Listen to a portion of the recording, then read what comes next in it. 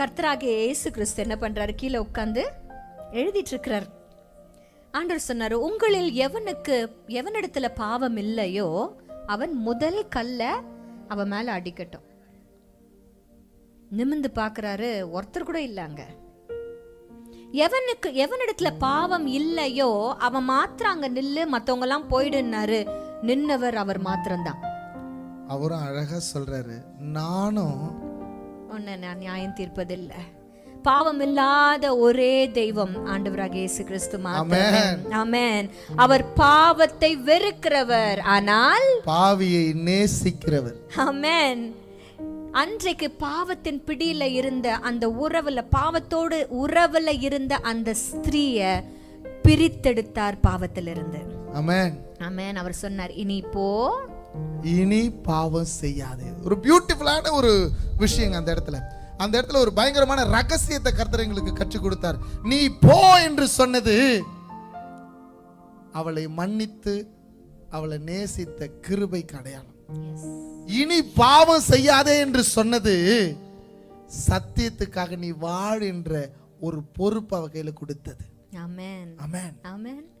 இன்றைக்கு கிருபையும் சத்தியமும் நிறைந்தவராய் நமக்குள்ளே வாசம் பண்ணும்படியாக தான் ஆண்டவராகிய இயேசு கிறிஸ்து வந்தார். கரெக்ட்டா? He is full of grace and truth. யோவான் எழுதின சுவிசேஷம் 1ஆம் அதிகாரத்தினுடைய 14ஆம் வசனத்துல இதை நாம் பார்க்கிறோம். ஆமென்.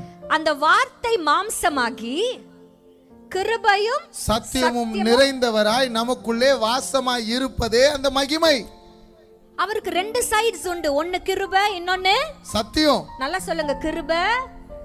சபைகள் கிருபையை கொண்டாடிக்கிட்டு இருக்கிறோம். ஆமா, we celebrate grace and many people think that grace is a cover to do sin. கிருபை பாவம் செய்வதற்கு ஒரு போர்வை என்று எண்ணிக்கொண்டிருக்கிறார்கள். Never. Grace is power to overcome the sin. ஆமென். கிருபை பாவத்தை மேற்கொள்வதற்குண்டான வல்லமை. இன்னைக்கு பாவத்தை செஞ்சிட்டு அதை மூடி மறைக்கிறதுக்கு கிருபை கிடையாது நம்மளுக்கு. ஆமென். That is not grace. Yes. உங்களை கவர் பண்ற கவர் இல்ல அது. ஆமா. அது ஒரு பவர். அது ஒரு வல்லமை. வல்லமை. எதற்கு தெரியுமா? இனி பாவம் செய்யாமல் இருப்பதற்கு. ஆமென். ஆமென். நீ போ என்று சொன்னது அவருடைய கிருபை. இனி பாவம் செய்யாதே என்று சொன்னது சத்தியம். ஆமென். அந்த சத்தியத்தின்படி அவள் நடந்தா. என்னப்பா அவளை குறித்ததான ஒரு சில வரலாறுகள். அவள்தான் ஆண்டுடைய பாதத்திலே பரிமள தைலத்தை உடைத்து ஊற்றினவள். பஸ்கா ஆட்டுக்குட்டியை ஆயத்தப்படுத்தினவள் அவளே. உயிரோடு எழும்பிய பிற்பாடு அவரை சந்தித்த முதல் பெண்மணி அவளே. சத்தியங்கள் சொல்லுகிறது, ஹிஸ்டரி சொல்லுகிறது, அவள் அந்த தேசத்திலே அவருக்கு சாட்சியாக வாழ்ந்திருக்கிறார். அப்போ முதல் நூற்றாண்டிலே இருந்த அரசன் அங்கே எல்லாரையும் கொன்று குவித்துக் கொண்டிருந்த கிறிஸ்தவர்களை அப்பொழுது இந்த இயேசு யார் என்கின்ற ஒரு முக்கியமான தகவலை பெற்று வரும்படியாக ஒரு தளபதியை அனுப்பினான். அந்த தளபதி வந்து சந்தித்தது இந்த பெண்ணையே.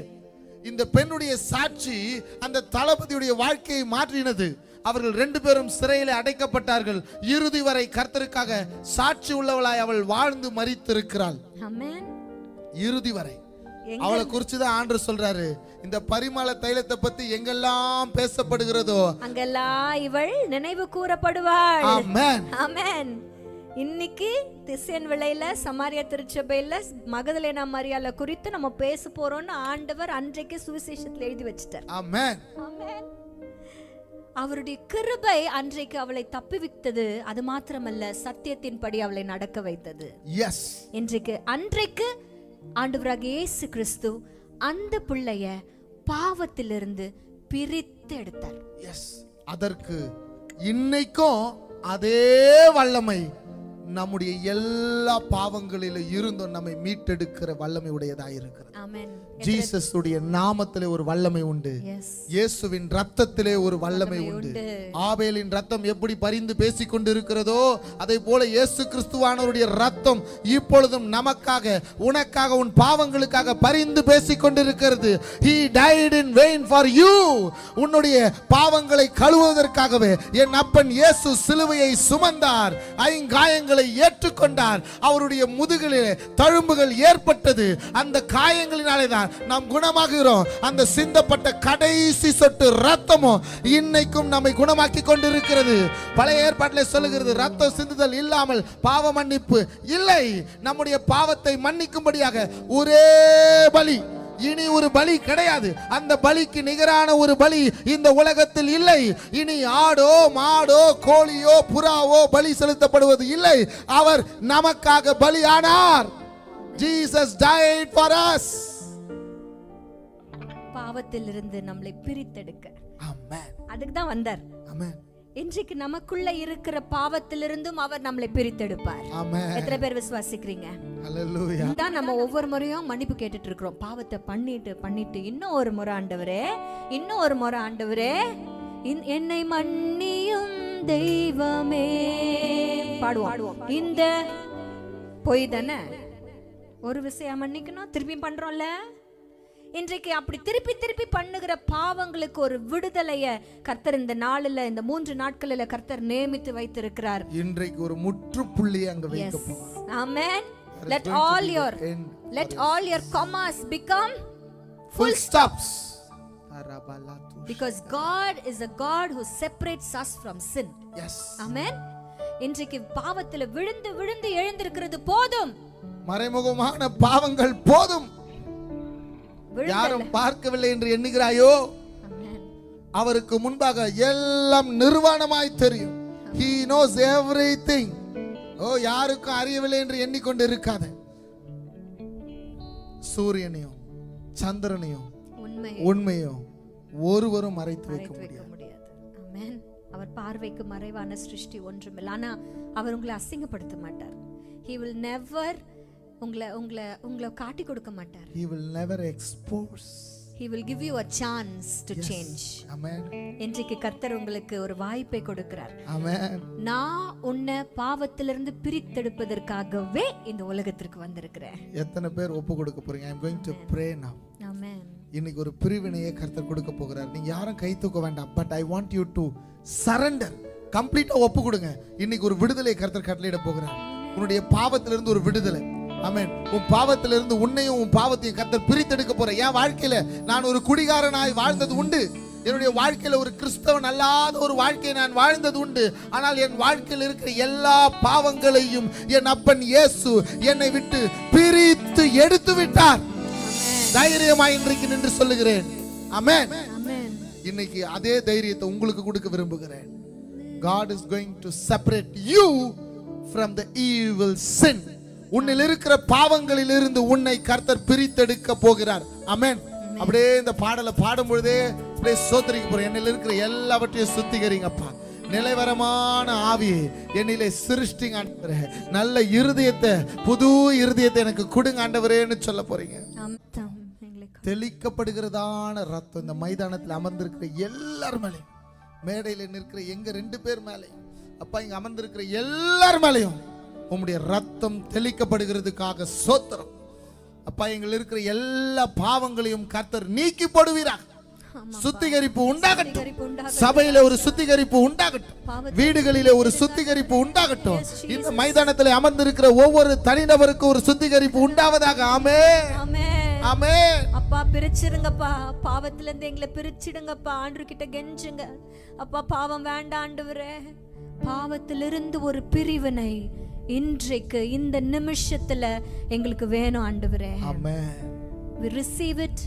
We receive the forgiveness in Jesus name. Amen. Amen. Amen. Amen. சத்தமா எல்லாரும் ஒரு ஆமென் சொல்லுங்க பார்க்கலாம். Amen. Hallelujah. Amen. பாவம் மாத்திரமல்ல, சாபத்திலிருந்தும் கர்த்தர் நம்மை பிரித்தெடுக்கும்படியாக தான் இறங்கி வந்தார். ஆமா, ரட்சிப்புக்கும் சாபத்துக்கும் ஒரு வித்தியாசம் உண்டு. நாம் இயேசுவின் இரத்தத்தினாலே கழுவப்படும் பொழுது பரலோகத்துக்கு சொந்தக்காரர்களாய் மாறிவிடுகிறோம்.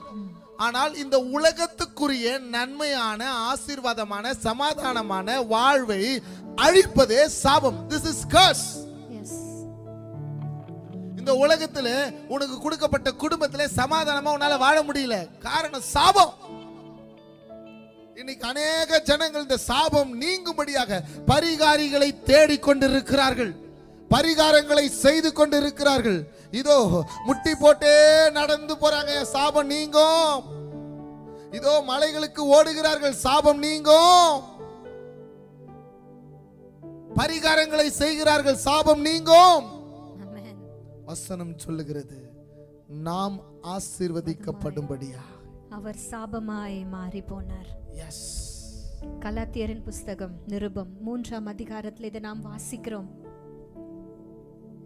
10ஆம் வசனத்தையும் 13ஆம் வசனத்தையும் நான் வாசிக்கிறேன். நியாய பிரமாணத்தின் கிரியைக்காரராகிய யாவரும் சாபத்திற்குட்பட்டிருக்கிறார்கள். நியாயப்பிரமாண புஸ்தகத்தில் எழுதப்பட்டவைகள் எல்லாம் செய்யத்தக்கதாக அவைகளில் நிலைத்திராதவன் எவனோ அவன் சபிக்கப்பட்டவன் என்று எழுதியிருக்கிறதே. 13ஆம் வசனம், மரத்திலே தூக்கப்பட்ட எவனும் சபிக்கப்பட்டவன் என்று எழுதியிருக்கிறபடி கிறிஸ்து நமக்காக சாபமாக்கி நியாயப்பிரமாணத்தின் சாபத்திற்கு நம்மை நீங்களாக்கி மீட்டு கொண்டார். ஆமென், ஆமென். நியாயப்பிரமாணத்தின் சாபம் மாத்திரம் அல்ல, இந்த உலகத்தில் இருக்கிற எல்லா சாபங்களையும் நீக்கும்படியாக கிறிஸ்து சிலுவையிலே சாபமானார். through cross, through the blood of Jesus, by the name of Jesus, you are delivered from the curse. சாப பரிகாரி இயேசு மாத்திரமே. இன்றைக்கு ஒருவேளை சாபங்கள் இல்ல, உங்கள் குடும்பத்தில் இருக்கிற சாபங்கள் இருக்கும் என்றால் நீங்க இன்றைக்கு தைரியமா கேட்கலாம், ஏசப்பா இந்த சாபத்திலிருந்து பிரிக்கும்படிதான் வந்திருக்கீங்களாமே, என் குடும்பத்திற்கு ஒரு விடுதலை, சாபத்துல இருந்து ஒரு விடுதலை இன்றைக்கு எனக்கு தாங்க ஆண்டவரே. எங்க குடும்பத்தையும் இந்த சாபத்தையும் பிரிச்சிருங்க ஆண்டவரே. ஆண்டவர்ட்ட கேளுங்க, அவர் சாப பரிகாரி. ஆமா, அவர் சாப பரிகாரி. பேரே விடுதலையின் வாசல் ஊழியங்கள். கர்த்தர் எனக்கு கொடுத்த அபிஷேகம் ஜனங்களை விடுவிக்கும்படியான ஒரு அபிஷேகத்தை எங்க மேல ஊற்றி கர்த்தர் ஊழியத்துக்கு அழைத்தார். அப்படி நாங்கள் ஊழியத்துக்கு செல்லுகிற கிராமங்களிலே அநேக ஜனங்களுக்கு விரோதமாக மாந்திரீகம் செய்து அவர்கள் வாழ்க்கையை சாபமாக மாற்றி விட்டு இருக்கிறதை நாங்கள் கண்டிருக்கிறோம். திருச்சியில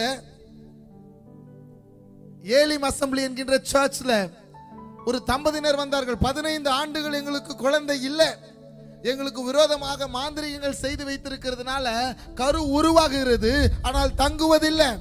6 முறைக்கு மேல அபார்ஷன் ஏற்பட்டு இருக்கிறது. அன்றைக்கு இரவு இதை போலதான் ஒரு கூட்டத்தில் அவர்களுக்காக ஜெபித்தோம். கர்த்தர் அன்று இரவு அந்த சாபமான எல்லா மாந்திரிகங்களையும் கர்த்தர் உடைத்து போட்டார். Yes, after 15 years they conceived twins. Amen. திருச்சியில தான் இருக்கிறாங்க. Amen. அவர்கள் கர்த்தரை அறியாத ஜனம், ஆனால் கர்த்தர் அவர்களுக்கும் அற்புதம் செய்கிறவராக இருந்தார். என் இயேசு சாப பரிகாரி. இஸ்ரவேலுக்கு விரோதமாக மாந்திரீகம் இல்ல. கர்த்தர் நம் சாபங்களை நம்மிலிருந்து பிரிக்கிற கர்த்தர். ஆமென். இன்னைக்கு எப்படிப்பட்ட சாபத்துல உங்கள் குடும்பம் இருந்தாலும் இன்றைக்கு கர்த்தர் அதை பிரிக்க வல்லவராய் இருக்கிறார். அவருடைய உயிர்த்தெழுதலின் மகிமை வல்லமை இன்றளவும் மாறவில்லை. எஸ், அவர் நமக்காக சிலுவையில சிந்தின அந்த ரத்தம் நம் சாபங்களை போக்கும். ஆமென். ஏன்னா நமக்கு பதிலாக நாம் ஆசீர்வாதமா இருப்பதற்காக நமக்காக அவர் சாபமானார். வசனம் சொல்லுது, இஸ்ரவேலை ஆசீர்வதிப்பதே கர்த்தருக்கு பிரியம். But still we are in debts. கடனிலே அவதிப்பட்டு கொண்டிருக்கிறோம். Financial curses are there in the family. இந்த நேரத்தில் கர்த்தர் வாக்கு கொடுக்கிறார், அடுத்த வருஷத்துக்குள்ள நீங்க இன்னைக்கு ஒரு தீர்மானம் எடுக்க போறீங்க, இனி நான் கடன் வாங்குவது இல்லை. அந்த தரித்திரத்தை, அந்த சாபத்தை கர்த்தர் உடைக்க போகிறார். ஆமென் சொல்லுங்களேன். நம்மை ஆசீர்வதிப்பது கர்த்தருக்கு பிரியம் என்றால் ஹல்லேலூயா, பரிபூரண ஆசீர்வாதத்தை நம்ம சுகந்தரிக்கணும். நீயோ கடன் வாங்காதிருப்பாய். ஆமென். சத்தமா சொல்லுங்க பார்க்கலாம். ஆமென். Financial curses கர்த்தர் பிரேக் பண்ண போகிறார். ஆமா, ஹல்லேலூயா. ஒரு பட்டணத்துக்கு நாங்க சென்றோம். அந்த பட்டணத்திலே 10 தம்பதிகளிலே 4 தம்பதிகளுக்கு குழந்தை நிற்பதில்லை. ஒரு பட்டணத்தில் அதிர்ந்து போனோம். அன்னைக்கு அந்த கர்ஸை பிரேக் பண்ணும்படியாக ஜெபித்தோம். கர்த்தர் அற்புதத்தை சாட்சி அங்க கொடுத்திருக்கிறார். ஆமென் சொல்லுங்களேன். இன்னைக்கு எப்பேற்பட்ட சாபமா இருந்தாலும் இந்த சாபத்துல கர்த்தர் ஒரு அற்புதத்தை செய்ய போகிறார். என்ன தெரியுமா பண்ண போறார்? நம்மையும் அந்த சாபத்தையும் பிரித்தெடுக்க போகிறார். இதுவரை நீங்க வாழ்ந்த வாழ்க்கையில சாபம் இருந்திருக்கலாம், ஆனால் இன்றைக்கு சாபத்தை நம்மிலிருந்து பிரித்து எடுக்க போகிறார். ஆமென் சொல்லுங்களேன். ஆமென். ஆமென் சொல்லுங்களேன். ஆமென். இன்னைக்கு எப்பேற்பட்ட சாபமா இருந்தாலும் முடிவில் நம்ம ஜெபிக்க போகிறோம். நாம் ஆராதிக்கிற தெய்வம் உயிருள்ள கர்த்தர். ஒரு ஆமென் சொல்லுங்களேன். ஆமென். அவர் சாப பரிகாரி. ஆமென். இன்னைக்கு நீங்க கிளைம் பண்ணுங்க இந்த ப்ராமிஸ், இந்த வாக்குத்தத்தத்தை கிளைம் பண்ணுங்க. உங்க குடும்பத்துல நீங்கள் சுதந்திரித்துக் கொள்ளுங்கள். கர்த்தர் சாப பரிகாரி. ஆமென். நமக்கு அவர் பாவத்தையும் நம்மையும் பிரிக்க வந்திருக்கிறார். சாபத்தையும் நம்மையும் பிரிக்க வந்திருக்கிறார். இதுக்கெல்லாம் காரணமா ஒருத்தர் இருக்கான் பாத்தீங்களா? நம்மளுக்கு எதிரியானவன், சத்ருவானவன்.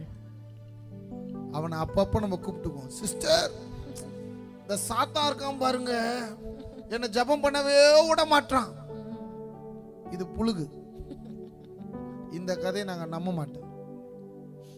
5 மணிக்கு இவங்க 4 மணிக்கு மட்டும் தான் ஜெபம் பண்ணுவாங்களாம். 6 மணிக்கு மேல ஜெபம் பண்ண மாட்டாங்களாம்.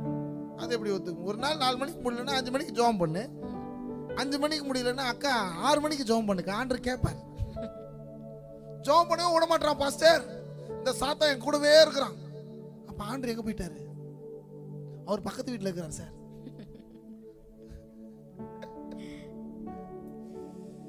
சத்ருவானவன் கிட்ட இருந்து நம்மை பிரிக்கும்படிக்கு கர்த்தர் இறங்கி வந்தார். ஆமா, அவனுக்கு வீட்டுக்குள்ள இடமே இல்ல. சொல்லுங்க, சாத்தானுக்கு வீட்டுக்குள்ள இடம் இல்லை. யார் வீட்டுக்குள்ள தெரியுமா சாத்தான் வருவான்? எங்க துதி இல்லையோ அங்க வந்துருவான். எங்க ஜெபம் இல்லையோ அங்க இருப்பான். எங்க வேத வாசிப்புலயோ அவங்க சேர் போட்டுக்கிட்டு ஹால்ல ஸ்ட்ரைட்டா உட்கார்ந்துட்டு இருப்பான். நீ வந்து அவங்க கிட்ட கேட்டுதான் உட்காரணும். கொஞ்சம் இடம் கொடுப்பா தலைவா, ஒரு இடம், ஒரு லைட்டா ப்ளீஸ் அப்படி கேட்க. அவர் ஏற்கனவே இஸ்ரவேல் ஜனத்தை தன்னுடைய சத்ரு கிட்ட இருந்து பிரித்த தெய்வம். ஆமா, இப்படி அப்படி அவங்க 2 பேரும் ஒண்ணு சேரவே விடல ஆண்டவர். உங்களுக்கு ஞாபகம் இருக்கும் நான் என்ன சொல்றேன்ட்டு. இந்த பார்வோன் சேனை பின்னாடி நிக்குது, முன்னாடி அவர்களுக்கு பெரிய செங்கடல் தடையா நிக்குது. ஆமா, எந்த பக்கம் தான் போறது தலைவா? ஆண்டவரை பார்த்து கேக்குற நம்ம ஜனம் புலம்புறான். யோ யோ எங்கயா போறது? முன்னாடி போனாலும் ஒரு ஒண்ணு அப்படியே 6 மாதிரி ஒண்ணு வந்து நிக்குது, பின்னாடி போனாலும் அங்க சேனை வந்து நிக்குது. இந்த பக்கமும் விட மாட்டான், அந்த பக்கம் விட, எந்த பக்கம் போட்டாலும் மடைய போடுறான். நம்மால் எங்கேயுமே போகல, எங்கதான் போறதுன்னு கேக்குறான். அந்த நேரத்துல வசனத்தின்படி நீங்க வீட்டுக்கு போய் யாத்திராகமம் 14 நீங்க வாசிங்க. ஆண்டவர் அவர்களுக்கு முன்னே மேகஸ்தம்பமாய் அக்கினி ஸ்தம்பமாய் முன்னே போனார். முதல்ல எப்ப இவங்க துரத்துக்கிட்டு வர்றத பார்த்துட்டாங்களோ ஆண்டவர் என்ன தெரியுமா சொல்றாங்க? அங்கிருந்து விலகி, இந்த விலகின்னு சொன்னது எல்லாம் பயன்ட்டான். காணாம போயிட்டாரு, ஆண்டவர் விலகி போயிட்டாருன்னு நினைக்கிறேன். இல்லையா, அவர் விலகினதே உன்னை பின்னாடி நின்னு பாதுகாக்கிறதுக்கு. உனக்கு முன்னாடி என்ன நடக்குதுன்னு தெரியாது, உனக்கு பின்னாடி என்ன நடக்குதுன்னு அவருக்கு தெரியும். உன் சைடுல என்ன நடக்குதுன்னு தெரியும். நீ தூங்கும் போது உனக்கு விரோதமா பேசுறல்ல, அதுவும் அவருக்கு நல்லா தெரியும். தெரியும் சொல்றவங்க மாத்திரம் சத்தமா ஒரு ஆமென். ஹல்லேலூயா. அவர் நமக்கு வழியை உண்டாக்குவார். ஆமென். இந்த மேக ஸ்தம்பமும் அக்கினி ஸ்தம்பமும் முன்னாடி இருந்தது, இப்போ பின்னாடி வந்துருச்சு. எதுக்கு தெரியுமா? To create a separation between Israelites and Pharaoh's army. ஆமென். பார்வோனுடைய எதிரிகளுக்கும் இஸ்ரவேல் ஜனத்திற்கும் இடையில ஒரு பிரிவினையை கொண்டு வந்தது அந்த மேக ஸ்தம்பமும் அக்கினி ஸ்தம்பமும். ஆமென். இவர்களால நெருங்க முடியல யார? இஸ்ரவேல் ஜனத்தை. அவனை தொட்ட நீ கெட்ட. இதான் நிஜம். தொட முடியாது. நல்லா புரிஞ்சுங்க. அபிஷேகம் பண்ணப்பட்டவன் மேல கை போடக்கூடாது.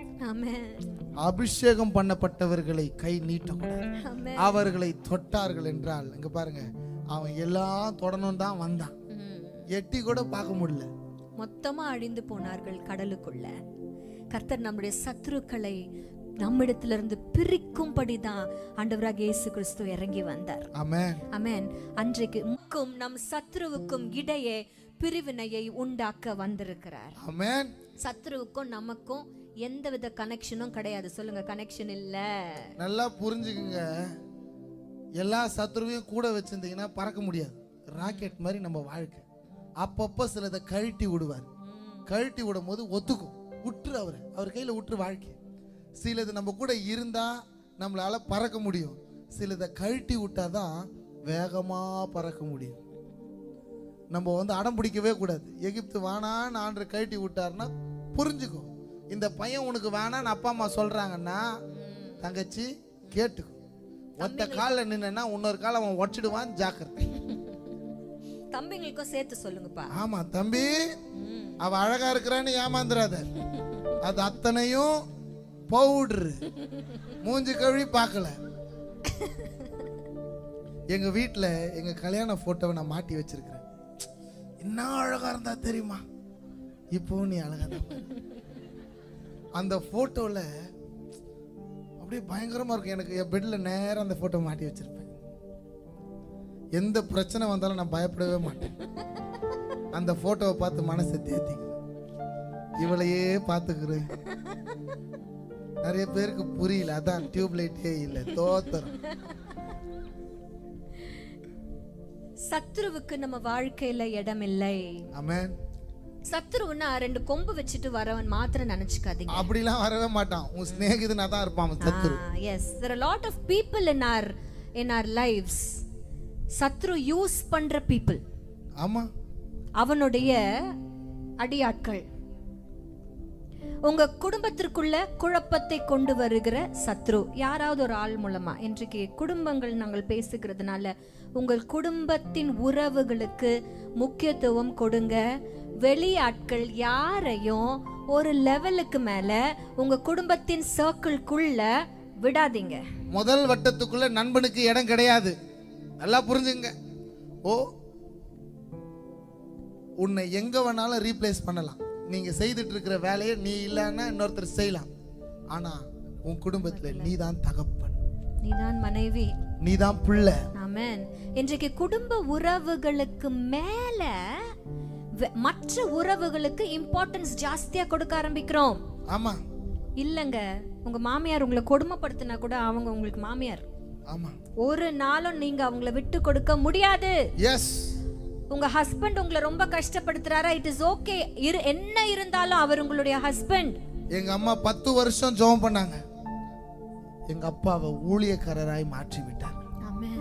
your prayer has power. பொறுமையா, இது உன் குடும்பம். உன்னை அங்க சாட்சியா வைத்திருக்கிறார். அந்த குடும்பத்துக்குள்ள யாராலையும் பிரிவினையை கொண்டு வரவே விடாத. ஆமென். நிறைய பேர் சத்ருவாக தான் நம்மளுடைய குடும்பங்களில. ஒரு சில பேர் நம்ம வாழ்க்கையில ஆசீர்வாதமா வருவாங்க, ஒரு சில பேர் நம்ம வாழ்க்கையில சாபமாக வருவாங்க. ஜாக்கிரதையா இருங்க. ஆண்டவர்கிட்ட நல்ல ஞானத்தை கேளுங்க. யார் யார எங்கெங்க வைக்கணுமோ அங்க வச்சாலே பாதி ப்ராப்ளம் நம்ம வீட்டுல வராது. செருப்பை வெளியே தான் காட்ட முடியும். அது பேட்டாவா இருந்தாலும் கோல்டா இருந்தாலும் தூக்கின்னு வந்து நடு வீட்டுல வச்சுக்காது. இன்றைக்கு கர்த்தர் சத்ருவுக்கும் நமக்கும் இடையே பிரிவினையை உண்டாக்கதான் வந்திருக்கிறார். ஆமென். முதல்ல கேட்டோம், எதிலிருந்து பிரிவினை? சத்தமா சொல்லுங்க. பாவத்திலிருந்து ஒரு பிரிவினை. எல்லாரும் சொல்லுங்க, பாவத்திலிருந்து ஒரு பிரிவினை. பாவத்திலிருந்து பிரிவினை. இரண்டாவது எதிலிருந்து பிரிவினை? சாபத்திலிருந்து பிரிவினை. மூணாவது எதிலிருந்து பிரிவினை? சத்ரு கிட்ட இருந்து பிரிவினை. ஆமா, வெட்ட போறார் இன்னைக்கு. சில உறவுகளை வெட்டி எடுக்க போகிறார். அந்த உறவு